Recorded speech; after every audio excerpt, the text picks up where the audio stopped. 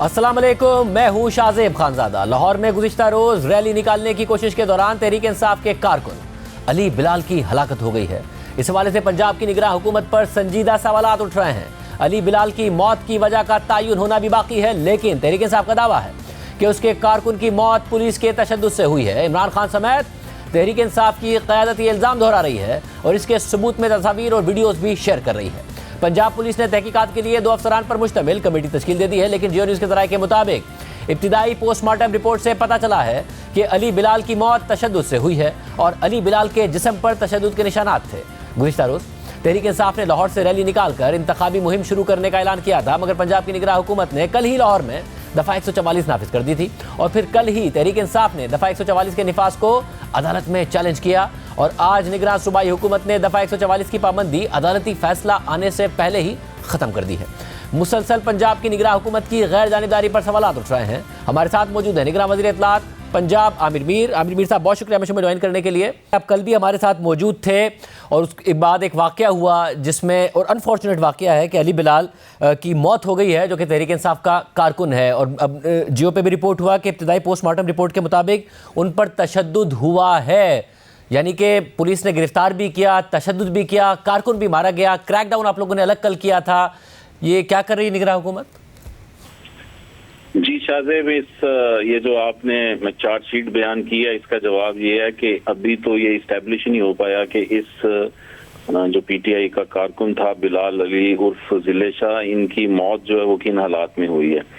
और ये कल रात से इसकी इन्वेस्टिगेशन चल रही है और अब आईजी पंजाब ने एक 2 member fact finding inquiry committee बनाई है जिसकी रिपोर्ट आने में 3 दिन लगेंगे। उसकी वजह यह है कि जो प्रिलिमिनरी इंक्वायरी है उसमें एक जो CCTV footage services hospital Lahore की सामने आई है, उसमें एक गाड़ी है काले रंग की, वो इस शख्स की बॉडी को लेके आती है। वहां पे एक ईटी वालों की एम्बुलेंस खड़ी होती है और एक बंदा निकल के उनको कहता है कि ये बंदा जख्मी है, इसको अंदर लेके जाना है।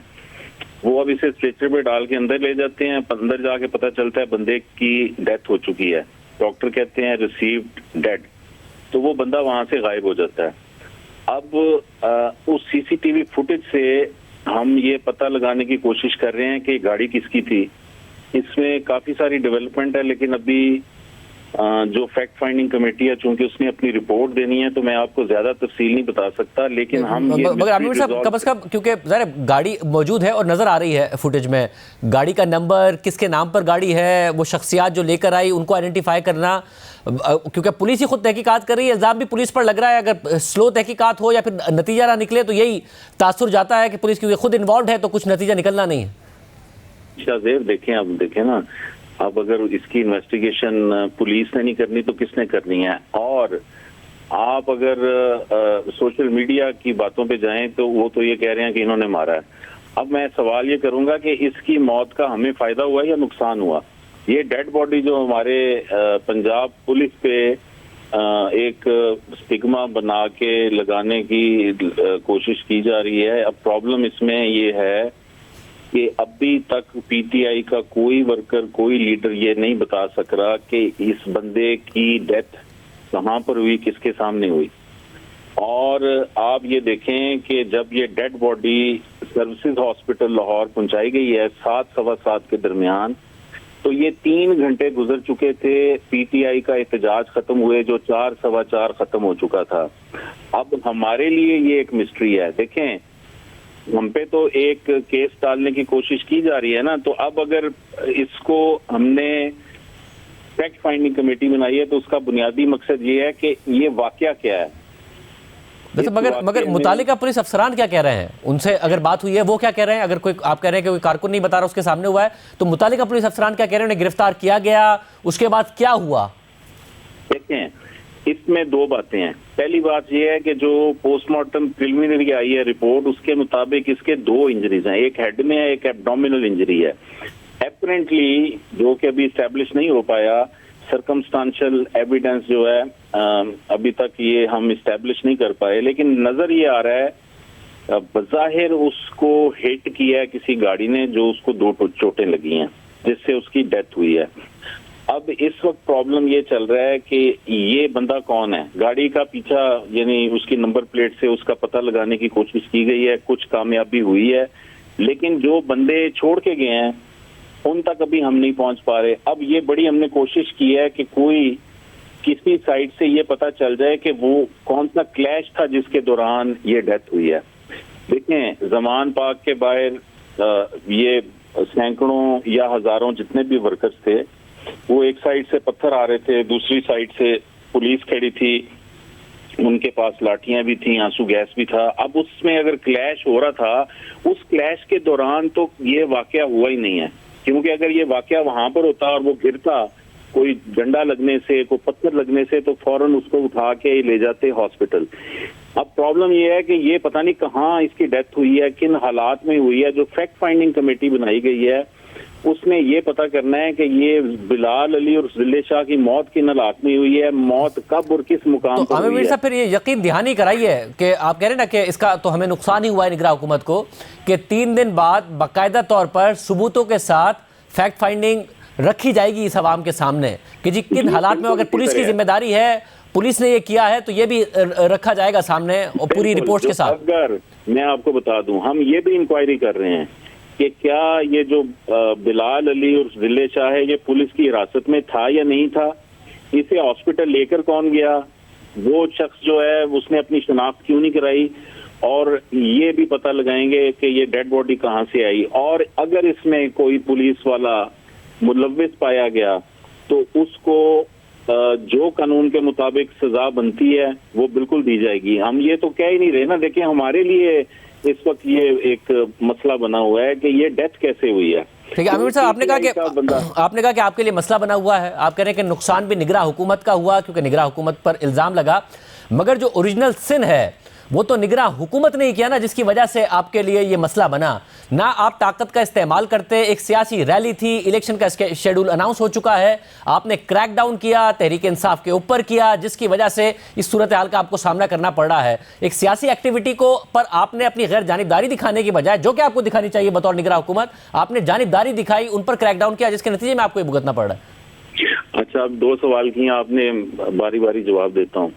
आपने जो बात की कि ये जिम्मेदारी हमारी बनती है कि हमने क्रैकडाउन किया, तो दूसरा पॉइंट ऑफ व्यू भी तो है ना, एक ये जिम्मेदारी पीटीआई की क़यादत की क्यों नहीं बनती, जिसने डंडे पकड़ाए, पत्थर पकड़ाए अपने वर्कर्स को और उकसाया कि जाओ जाके पुलिस पे हमला करो। ठीक है ना। खान साहब ने को पहली दफा तो उनके किसी प्रोटेस्ट में कोई लाश नहीं गिरी। अब अगर मैं ये कहूंगा कि वो अपने वर्कर्स की लाशों को सियासी ईंधन के तौर पे इस्तेमाल करते हैं अपनी तहरीक आगे बढ़ाने के लिए, तो ये सियासी बात हो जाएगी, इसलिए मैं नहीं कर रहा। वैसे मगर देखिए ना, ये जो पुलिस वहां पर थी इसलिए कि उन्हें रोकना चाहती थी, आपने 144 लगाई। कल आपने कहा था कि पीएसएल की वजह से लगाई है, पीएसएल खत्म होगा तो हटा लेंगे, उसके बाद सियासी एक्टिविटी करें। आज आपने अदालती फैसले से पहले हटा ली, हालांकि आपने कहा था अदालत फैसला देगी तो हटा लेंगे। यानी कि आपने तहरीक इंसाफ की रैली रोकने के लिए लगाई थी ना, जो कि निगरान हुकूमत का काम नहीं है। आप न्यूट्रल हुकूमत होना चाहिए आपको। शाहजेब, देखें, अब मुझे आप ये बताएं कि जब जज साहब जो हैं वो हुकूमत पंजाब को ये कहेंगे कि आप पाबंदी हटा रहे हैं या मैं हटाऊं, तो अक्लमंद के लिए इशारा काफी होता है। नहीं सर, हुकूमत के लिए तो फैसला काफी होता है। अगर वो फैसला देते आप हटाते, वरना आप अपना केस लड़ते। आप कहते कि जी पीएसएल हो रहा है, जो केस आप मीडिया पर लड़े थे अदालत के सामने भी लड़ते ना। मुझे आप ये बताएं कि अब मैं क्या कहूँ, फिर सियासी बात हो जाती है। पीटीआई वाले केस लेके गए थे, फैसला तो यही आना था, किसी ने पूछा ही नहीं हमसे, सीधा ये कहा गया कि आप ये हटाते हैं पाबंदी या नहीं हटाते। अब जो आप इलेक्शन शेड्यूल की आपने बात की थी, वो बात दरमियान में रहेगी, वो भी मैं आपको बता दूं। ये इलेक्शन शेड्यूल जो है ना शाहजेब, इसके मुताबिक जब इंतखाबी निशान और उम्मीदवारों की फहरिस्त जो है वो 6 अप्रैल तक जारी होनी है। उसके बाद उम्मीदवारों को इलेक्शन कैंपेन के लिए 22 रोज दिए जाते हैं। अब इन 22 दिनों से पहले की जितनी सरगर्मी है वो सियासी है, वो इलेक्शन कैंपेन नहीं है, उसे इलेक्शन मुहिम नहीं माना जाता। और इलेक्शन कमीशन भी ज़ाब्ता इखलाक की खिलाफ वर्जी होती है उस पर अगर कार्रवाई करेगा तो 6 अप्रैल के बाद करेगा। इसलिए कल की सारी जो सरगर्मी थी वो सियासी थी, वो मगर सियासी सरगर्मी भी रोकना तो निगरान हुकूमत का काम नहीं है, वो भी एक सियासी जमात को टारगेट करते हुए रोकना तो निगरान हुकूमत का काम नहीं है। कल आपने कहा था कि हया मार्च वालों ने औरत मार्च वालों को धमकी दी हुई है वो तेजाब फेंकने की। हया मार्च वालों के खिलाफ आपने कुछ किया नहीं, जो कि करना चाहिए था अगर ये धमकी दी हुई थी। तहरीक इंसाफ के ऊपर आपने क्रैकडाउन किया, जिसकी वजह से उनके कारकुन की हलाकत हो गई है। आप कह रहे हैं कि उसके खिलाफ तहकीकात होगी और 3 दिन में नताइज रखे जाएंगे। तो आइंदा आप यकीनी बनाएंगे कि तहरीक इंसाफ अपनी सियासी सरगर्मियां करे, निगरान हुकूमत एक जानीदार हुकूमत के तौर पर नहीं नजर आएगी? मैंने आपसे कहा है कि जो है 6 अप्रैल के बाद इलेक्शन कैंपेन शुरू होनी है, उससे पहले इलेक्शन एक्टिविटी है। अब ये जो आप बार बार कह रहे हैं, ये बात तो मैं बिल्कुल तस्लीम करने को तैयार नहीं हूं कि ये डेथ हुई है या ये जो आप जिसे क्रैकडाउन कह रहे हैं, ये हमारा जो पंजाब पुलिस है, लाहौर पुलिस है, उसने डिफेंस में जो कुछ किया है उसको आप जो है क्रैकडाउन का नाम दे रहे हैं। ये ज्यादती तो ना करें। मतलब देखें, आप पुलिस अग्रेसर थी, 144 लगाई, फिर वहां पे पुलिस गई, फिर क्रैकडाउन हुआ। ये नहीं हो सकता कि आप अग्रेशन करें और उसके बाद कहें कि हम तो डिफेंस कर रहे थे, अपना अग्रेसर थे आप। शाहजेब देखें, मैंने कल भी आपसे बात की थी, ये आज कोर्ट में गए, कोर्ट ने आधे घंटे में इनको इजाजत दे दी। 144 कोर्ट ने कहा जी कि आप उठा दें, नहीं तो हम उठाते हैं, हमने उठा दी। अब मैंने कल भी ये सवाल किया था कि जब आप 144 इन्फोर्स करती है कोई गवर्नमेंट, वो तो कानूनी है। अब उसको अगर कोई पीटीआई समझती है कि ये गैर कानूनी हमें रोकने के लिए किया गया है, तो वो कोर्ट में जाना चाहिए था ना उन्हें। ये कल सुबह कोर्ट में चले जाते तो ये सब कुछ ना होता। ये अच्छा है, हमने 144 लगा दी थी, वो कल सुबह कोर्ट में चले जाते तो हमारी 144 खत्म हो जाती। हम 144 ना लगाते, ये नहीं कह रहे आप, हमने लगा दी थी, मगर ये सब ना होता अगर अदालत से जाके ये इसको हटवा लेते। आमिर मीर साहब, ये कैसी लॉजिक है? कल तो 144 की इन्फोर्समेंट लाजमी थी ना, जितने यहाँ पे एक्टिविटी चल रही थी। अब हया मार्च वाले जो हैं, कहीं आपको पता चला है हया मार्च भी कहीं पे हुआ है? हमने कंट्रोल किया है तो ये सब कुछ हुआ है ना। यानी अब तो इजाजत है ना उन्हें, वो कह रहे हैं अब हम दोबारा निकलेंगे, तो अब तो सियासी सरगर्मियों की इजाजत है तहरीक इंसाफ को। निगरान हुकूमत के तौर पर ही एक्ट करेगी, न्यूट्रल। जी बिल्कुल ऐसा ही होगा। बहुत शुक्रिया। देखते हैं कि इस हवाले से शफाफ तहकीकात होती हैं, नहीं होती हैं। इमरान खान को आज मुख्तलिफ मुकदमात में अदालतों में पेश होना था, लेकिन वो किसी भी अदालत में नहीं गए और उनके वकला की जानिब से हाजिरी से इस्तिस्ना की दरख्वास्तें दायर की गई, जो तकरीबन तमाम अदालतों ने मंजूर कर ली। और एक दफ़ा फिर इमरान खान को रिलीफ मिल गया है। लेकिन कोयटा में जुडिशल मजिस्ट्रेट की अदालत ने इदारों के खिलाफ हर्जा सराई के मुकदमे में इमरान खान के नाकाबिल ज़मानत वारंट जारी कर दिए हैं। जुडिशल मजिस्ट्रेट ने हुक्म दिया है कि इमरान खान को गिरफ्तार करके अदालत के सामने पेश किया जाए। इससे पहले आज मोहसिन शाहनवाज रांझा की शिकायत पर दर्ज होने वाले इक़दाम कत्ल के मुकदमे में इमरान खान की अबूरी जमानत खत्म हो गई थी। ताहम इस्लामाबाद हाईकोर्ट ने इमरान खान की जमानत में 21 मार्च तक तौसी कर दी है। लेकिन चीफ जस्टिस आमिर फारूक ने वाज़ेह किया है कि वक्त इसलिए दे रहा हूँ कि इमरान खान ने शामिल तफ्तीश होना है। अगर इमरान खान शामिल तफ्तीश नहीं होते तो कानून अपना रास्ता खुद बनाएगा। मुलजिम अगर शामिल तफ्तीश नहीं होता तो उसके अपने नताइज हैं। इस समाअत के बाद इस्लामाबाद हाईकोर्ट ने इमरान खान की जमानत में 21 मार्च तक तौसी कर दी। तो इसके बाद इसी फैसले की रोशनी में सेशन अदालत से भी इलेक्शन कमीशन के बाहर एहतजाज के केस में इमरान खान की हाजिरी से इस्तिस्ना की दरख्वास्त मंजूर हो गई और यहाँ भी समाअत 21 मार्च तक मुलतवी कर दी गई। और फिर इसी दौरान इस्लामाबाद की सेशन अदालत में इमरान खान के खिलाफ जज जेबा चौधरी को धमकी देने के मुकदमे की समाअत हुई और यहाँ भी इमरान खान की हाजिरी से इस्तिस्ना की दरख्वास्त मंजूर हो गई और अगली समाअत 13 मार्च तक मुलतवी कर दी गई। इन 4 केसेस के अलावा आज ही इस्लामाबाद हाईकोर्ट में टीरियन वाइट केस से मुतालिक भी अहम पेशरफ्त हुई है। दरख्वास्त गुजार ने इमरान खान के खिलाफ मजीद 12 नई दस्तावेजात रिकॉर्ड का हिस्सा बनाने की इस्तदा कर दी है, जिनमें कैलिफोर्निया की अदालत के फैसले की कॉपी, इमरान खान के इलेक्शन कमीशन में जमा कराए गए बयान हल्फी की कॉपियां और जिमनी इलेक्शन में इमरान खान की कामयाबी का नोटिफिकेशन शामिल है। इस हवाले से अदालत ने इमरान खान को नोटिस जारी कर दिया है और बुनियादी दरख्वास्त में तरमीम करने की इस्तदा पर उनसे 13 मार्च को जवाब तलब कर लिया है और साथ ही उसी दिन समाअत भी मुकर्रर कर दी है। इसके अलावा मरियम नवाज ने आज जनरल फैज़ के हवाले से फौज से एक नया मुतालबा कर दिया है। तफसीलात आपके सामने रखेंगे ब्रेक के बाद।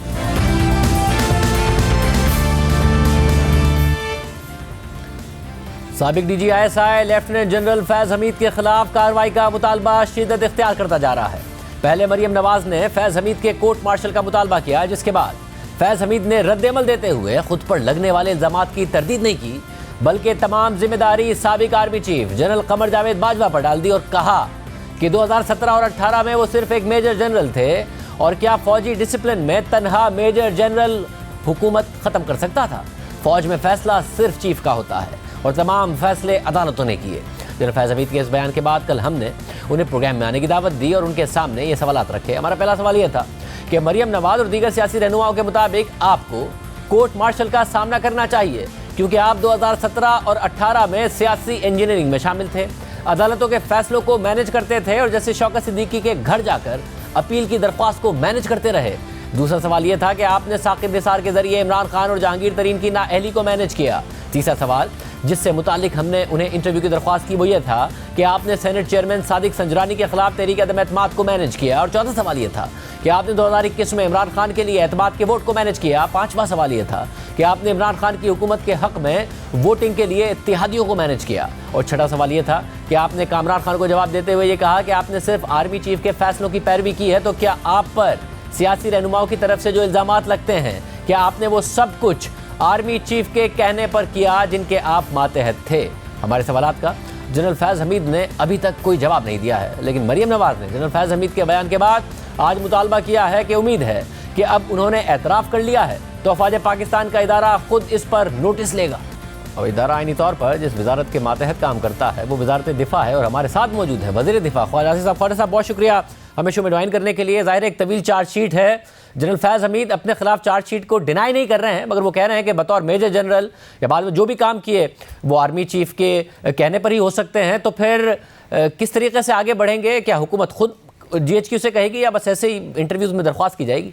अगर उनकी बात मान ली जाए, ये जनरल बाजवा जो आर्मी चीफ से उनके कहने पे उन्होंने किया है, तो कोई भी सोल्जर जो है वो बाउंड नहीं है कि वो गैर कानूनी देखें। वो तो की हिफाजत के लिए, वो जजों के घर जाके मैनिपुलेट करने के लिए, इलेक्शन मैनिपुलेट करने के लिए, या जो है वो और जो आपने छः जो है चार्जेस लगाए हैं उनके ऊपर जो है he could have very easily refused कि भाई ये गैर कानूनी है काम जो है मैं नहीं कर सकता, ये मेरा जो बसीयत एक सफाई के, बसीयत एक फौजी के मेरा जो फर्ज है उसमें ये उन फराइज में ये शामिल नहीं है।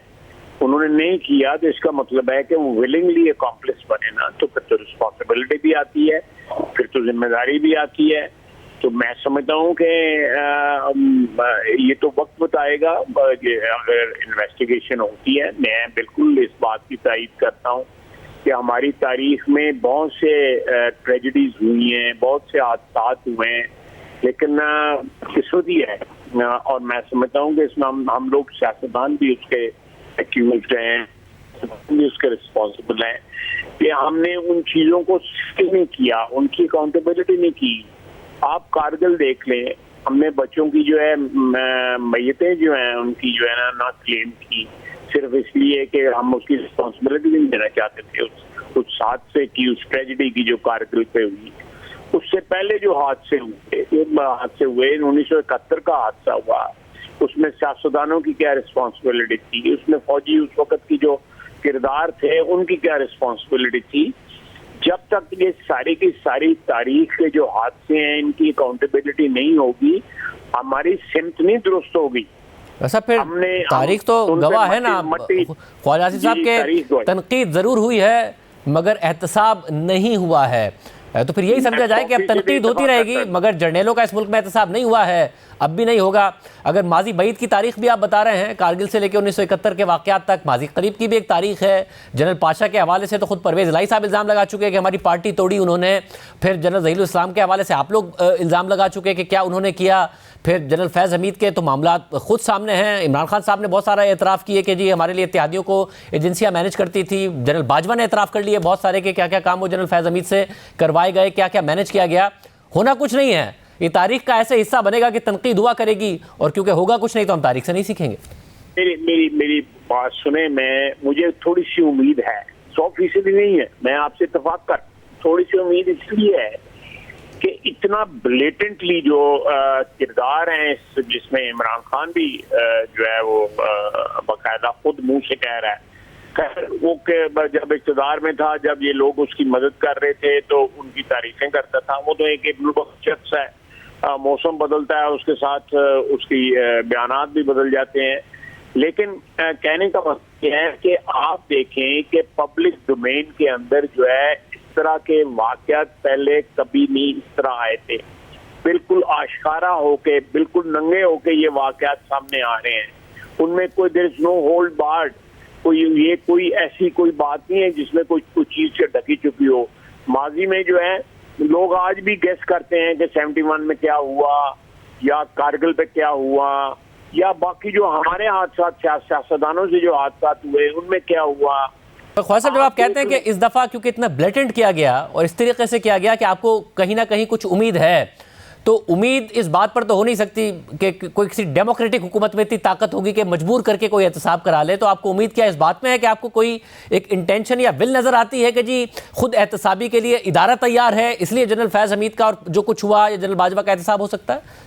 मेरा अपना ख्याल है कि मैं जो है मेरी कोई इन्फॉर्मेशन नहीं है, लेकिन मेरी एक फीलिंग है एक पॉलिटिकल वर्कर की हैसियत से जितने वाकयात हैं पिछले 75 साल के, वो सारे मेरे ज़हन में जो है सामने आ रहे हैं। मैंने कभी ये विलिंगनेस जो है मैंने अदारे में नहीं देखी थी जितनी आप नजर आती है। अपने आप का जो पास्ट है, उनका जो माजी है, उसको पर्ज करने के लिए, उस माजी से जो है वो एक कता ताल्लुक करने के लिए, ताकि एक नए सफर का आगाज हो सके। तो उस प्रोसेस में फिर अकाउंटेबिलिटी शामिल है। उस प्रोसेस में वो पंजाबी में जिस तरह कहते हैं मिट्टी पाने वाली बात नहीं है वैसा। मगर अब मसला ये हो रहा है कि ज़ाहिर इस मुल्क में हमने देखा है तारीख में जो करप्शन है उसके इल्ज़ाम को भी सियासतदानों को डिस्क्रेडिट करने के लिए, जमहूरियत को डिस्क्रेडिट करने के लिए इस्तेमाल किया गया। अब जनरल फैज़ हमीद हो या जनरल बाजवा हो, सिर्फ और सिर्फ आइन तोड़ने के हवाले से, अपनी ओथ तोड़ने के हवाले से इल्ज़ाम नहीं है, जिसमें से मुतादिद का एतराफ़ तो खुद जनरल बाजवा ने किया। वो कह चुके फरवरी 2021 तक सियासत में भी मुदाखलत थी, फिर बता चुके कि किस तरीके से एतमाद का वोट इमरान खान के लिए मैनेज किया गया। बल्कि करप्शन के भी बहुत ज़्यादा इल्ज़ामात हैं। अब ज़ाहिर है कोई होगा कुछ इस मुल्क में, जर्नलों और जजेस का एहतसाब करप्शन के हवाले से हुआ नहीं है। नहीं, मैं बिल्कुल आपकी बात दुरुस्त कर रहे हैं। अब मुझे बताएं कि जैसे वसीम हसन शाह खुद इतराफ़ करते हैं कि हमने उस वक्त की हुकूमत के कहने के ऊपर फांसी की सजा जो है जुल्फ़िकार की भुट्टो को सुनाई। ये तो कत्ल है।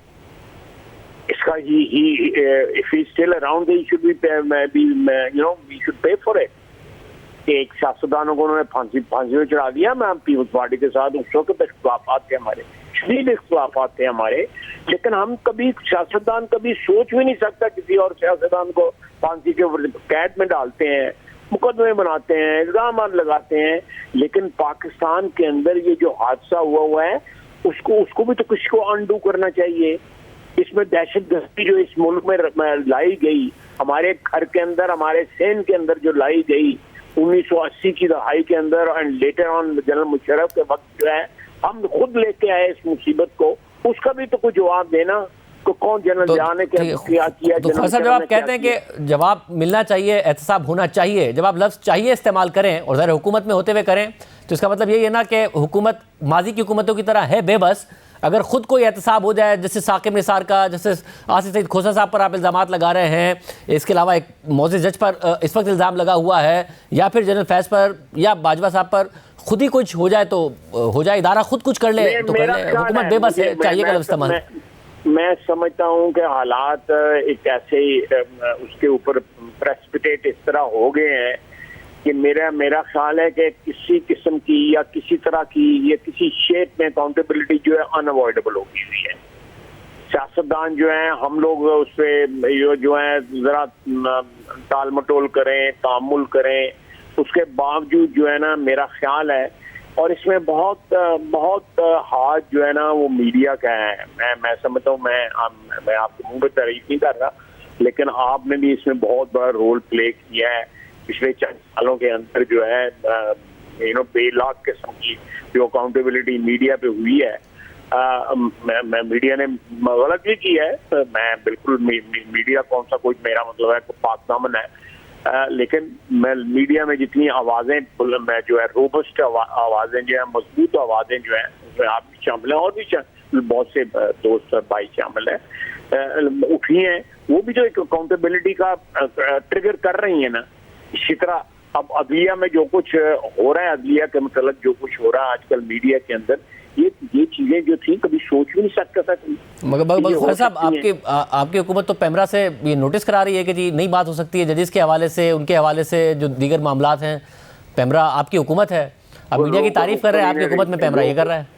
नहीं, रोक तो ही ना, ये चीज जो है मैं यही पॉइंट आउट करने की कोशिश कर रहा हूँ कि इसके आगे अगर हम बंद बांध ले रहे हैं तो बंद जो है वो तो क्या कहते हैं वो कोई उस बंद को या उस प्रोसेस को जो स्टार्ट हो चुका हुआ है, जो हमने स्टार्ट नहीं किया, जो आपने स्टार्ट नहीं किया या किसी ने स्टार्ट नहीं, थोड़ा थोड़ा हिस्सा सबने डाला है, लेकिन मैं समझता हूँ कि ये एक फितरी अमल है, कुदरत की तरफ से एक स्टार्ट हो गया और हो सकता है हमारी इसी में निजात।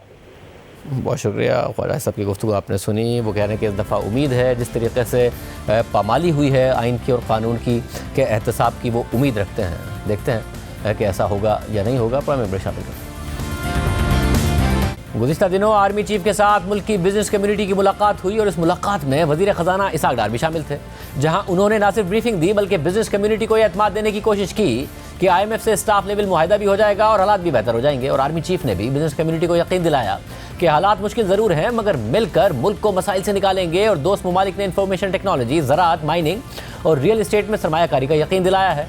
मगर बिजनेस कम्युनिटी की आर्मी चीफ से इस मुलाकात से तहरीक इंसाफ खुश नहीं है और इसी बिजनेस कम्युनिटी को तहरीक इंसाफ ने माफिया करार देकर उन लोगों की फहरिस्त में डाल दिया है जिन्होंने तहरीक इंसाफ की हुकूमत गिराई थी। यानी अपनी हुकूमत गिराने की साजिश में एक और किरदार का इजाफा कर दिया है और दावा किया है कि इस बिजनेस कम्युनिटी ने बेड़ा गर्क कराने में किरदार अदा किया और जनरल बाजवा के सामने गलत पिक्चर पेंट की। फवाद चौधरी ने ट्वीट भी किया कि हम अच्छे तरीके से इन कारोबारी शख्सियात को जानते हैं जो पूरी तरह रिजीम चेंज में मुलविस थे। ये सिर्फ माफियाओं को तहफ़्फ़ुज़ फराहम करने के लिए इकट्ठे होते हैं। तहरीक इंसाफ की तरफ से ये एक बहुत बड़ा और संगीन इल्ज़ाम है, क्योंकि इमरान खान की जमात का भी ये मौक़िफ़ है कि पाकिस्तान की जो बिज़नेस कम्युनिटी जिसमें बड़ी बड़ी कारोबारी शख्सियात शामिल हैं, वो शख्सियात भी इमरान खान की हुकूमत गिराने की साजिश में शामिल थे। तहरीक इंसाफ के इस दावे से मुतालिक हमने मौक़िफ़ के लिए मुतादिद ऐसी कारोबारी शख्सियात को प्रोग्राम में आने की दावत दी जो न सिर्फ मौजूदा आर्मी चीफ के साथ हालिया मुलाकात में शामिल थे बल्कि इमरान खान के दौर में भी साबिक army chief general Qamar Javed Bajwa से मुलाकातें करते रहे हैं और ये मुलाकातें रिपोर्ट होती रही हैं।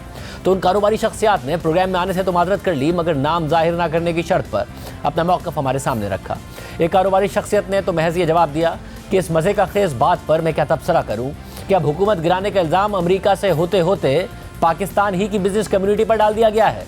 जबकि कारोबारी शख्सियत ने हमसे खुसूसी बात करते हुए तहरीक इंसाफ के एतराज़ पर यह मौक़िफ़ इख्तियार किया कि मुआशी मामलात में आर्मी चीफ की मुदाखलत और बिजनेस कम्युनिटी से मुलाकातों का सिलसिला ही वज़ीर आज़म इमरान खान ने शुरू किया था। और जब इमरान खान की हुकूमत में मुआशी पॉलिसियों और नैब की कार्रवाइयों से बिजनेस कम्युनिटी परेशान हुई तो खुद वज़ीर आज़म इमरान खान ने हमें बुलाकर आइंदा के लिए बेहतरी की यकीन दहानी कराई और गारंटी के लिए खुद हमें आर्मी चीफ से मुलाकात का कहा। इस कारोबारी शख्सियत का मजीद कहना था कि खुद इमरान खान हमें कहते थे कि पाकिस्तान में एक ही तो इदारा है जो मुनज़्ज़म है और ठीक से काम करता है, इसके अलावा तो कोई इदारा ही नहीं है। इसलिए बिजनेस कम्युनिटी को अगर कोई मसाइल हैं तो वो इसमें आर्मी चीफ बल्कि यहाँ तक के DGISI से भी मदद ले सकती है।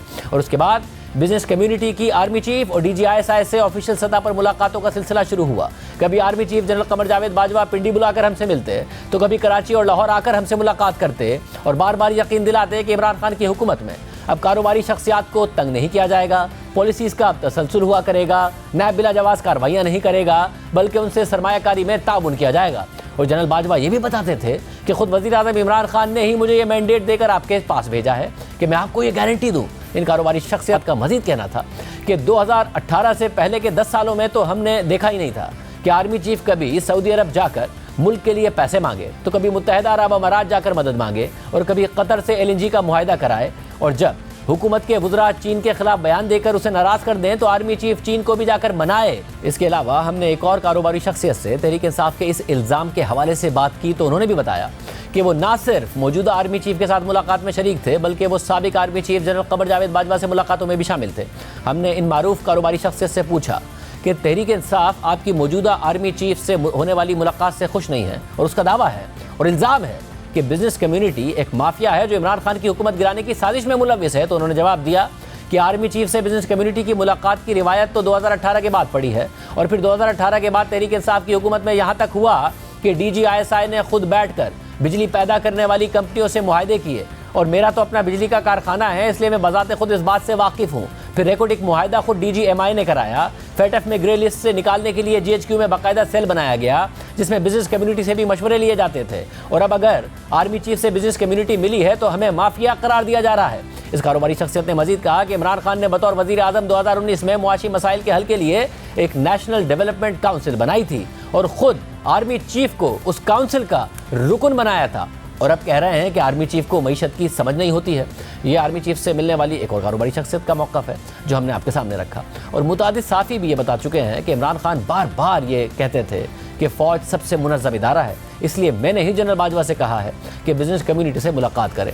हमने कारोबारी शख्सियत के आगे जब ये बात रखी कि तहरीक इंसाफ तो अपनी हुकूमत गिराने की जिम्मेदारी भी अब बिजनेस कम्युनिटी पर डाल रही है कि आप लोग आर्मी चीफ से शिकायतें करके मईशत की बुरी सूरत हाल का बताते थे और हुकूमत गिराने की साजिश में शामिल हैं, तो उन्होंने हमें जवाब दिया कि उस वक्त मईशत की सूरत हाल बुरी थी और ये बात सबको खुद भी पता थी। और उस वक्त बिजनेस कम्युनिटी ने तो हुकूमती इत्तेहादियों से मिलकर उन्हें हुकूमत का साथ ना देने का नहीं कहा था, ये तो खुद हुकूमत का काम था। खुद इमरान खान सारी सियासी मैनेजमेंट फ़ौज के जरिए कराते थे और जब फ़ौज ने किरदार अदा नहीं किया तो इत्तेहादियों ने छोड़ गए। इसमें बिजनेस कम्युनिटी कैसे जिम्मेदार हो सकती है? क्या बिजनेस कम्युनिटी ने MQM को कहा था कि इमरान खान का साथ छोड़ दे? अब अहम बात यह है कि एक तरफ बिजनेस कम्युनिटी है जिसका दावा है कि गुज़िश्ता 15 सालों के दौरान आर्मी चीफ से बाकायदा ऑफिशियल मुलाकातों की रिवायत तो शुरू ही इमरान खान के दौर में हुई है और ख़ुद इमरान खान ने इसका आगाज़ कराया, तो अब वो इस पर तनकीद क्यों कर रहे हैं? तो दूसरी तरफ तहरीक इंसाफ के रहनुमा हैं जो बिजनेस कम्युनिटी की आर्मी चीफ से मुलाकात पर खुश नहीं हैं और इस कम्युनिटी को एक माफिया करार देकर अपनी हुकूमत गिराने की साजिश में मुलविस करार दे रहे हैं। अब ये एक दिलचस्प सूरत हाल है क्योंकि गुज़िश्ता 11 माह से तहरीक इंसाफ अपनी हुकूमत गिराने वालों में हर महीने एक नए नाम और एक नए किरदार का इजाफा कर देती है। पहले ये इल्ज़ाम लगाया कि हमारी हुकूमत गिराने के लिए अमेरिकी सदर बाइडेन ने असिस्टेंट सेक्रेटरी सतह के अफसर डोनाल्ड लू को बताया, फिर डोनाल्ड लू ने पाकिस्तान के सफ़ीर असद मजीद को बताया और फिर असद मजीद ने इमरान खान की हुकूमत को ही साइफर के जरिए बताया कि इमरान खान की हुकूमत को गिराना है। मगर फिर इस इक्वेशन में जनरल बाजवा को डाल दिया गया और इल्ज़ाम लगाया गया कि अमेरिकी सदर बाइडेन ने डोनाल्ड लू को बताया और डोनाल्ड लू ने पाकिस्तान के अमेरिका में सफ़ीर असद मजीद को बताया। असद मजीद ने साइफर लिखकर जनरल बाजवा को बताया और जनरल बाजवा ने यहाँ PDM को बताया और फिर इमरान खान की हुकूमत गिरा दी गई। मगर फिर इमरान खान ने मौक़िफ़ और बदला और कहा कि इसमें साजिश अमेरिका ने पाकिस्तान एक्सपोर्ट नहीं की थी बल्कि जनरल बाजवा ने पाकिस्तान से अमेरिका को एक्सपोर्ट की थी और इसमें साबिक सफ़ीर हुसैन हक्कानी का बहुत बड़ा किरदार था क्योंकि जनरल बाजवा ने हुसैन हक्कानी के जरिए अमेरिकी हुकूमत को बताया कि इमरान खान अमेरिका मुखालिफ है। यानी जनरल बाजवा ने हुसैन हक्कानी को बताया, हुसैन हक्कानी ने सदर बाइडेन को बताया, सदर बाइडेन ने डोनाल्ड लू को बताया, फिर डोनाल्ड लू ने पाकिस्तानी सफ़ीर असद मजीद को बताया और असद मजीद ने साइफर भेजकर वापस जनरल बाजवा को बताया और जनरल बाजवा ने PDM को बताया और फिर इमरान खान की हुकूमत गिरा दी गई। मगर अब एक नई बात सामने आ गई है और अब तहरीक इंसाफ का दावा है कि बिजनेस कम्युनिटी ने जनरल बाजवा को बताया कि हुकूमत की कारकर्दगी और मईशत बहुत ख़राब है, इस हुकूमत को घर जाना चाहिए। और फिर जनरल बाजवा ने हुसैन हक्कानी को बताया, हुसैन हक्कानी ने सदर बाइडेन को बताया, बाइडेन ने डोनाल्ड लू को और डोनाल्ड लू ने असद मजीद को बताया, असद मजीद ने वापस जनरल बाजवा और जनरल बाजवा ने PDM को बताया और फिर इमरान खान की हुकूमत गिरा दी गई। मगर इस सब में निगरान वज़ीर आला पंजाब मोहसिन नकवी साइड में खड़े देख रहे हैं कि फिर इस सब में मेरा क्या किरदार था, क्योंकि इमरान खान के मुताबिक सबसे बड़ा किरदार तो उनका था। मुझे IB की बाकायदा रिपोर्ट्स आती थी। एक आदमी ने सबसे ज्यादा कोशिश की हमारी हुकूमत गिराने की, उसका नाम मोहसिन नकवी था। हर जगह मोहसिन नकवी का नाम आता था कि इसने सबसे ज्यादा कोशिश की इस कॉन्स्पिरेसी को कामयाब करने। इजाज़त दीजिए, अल्लाह हाफ़िज़।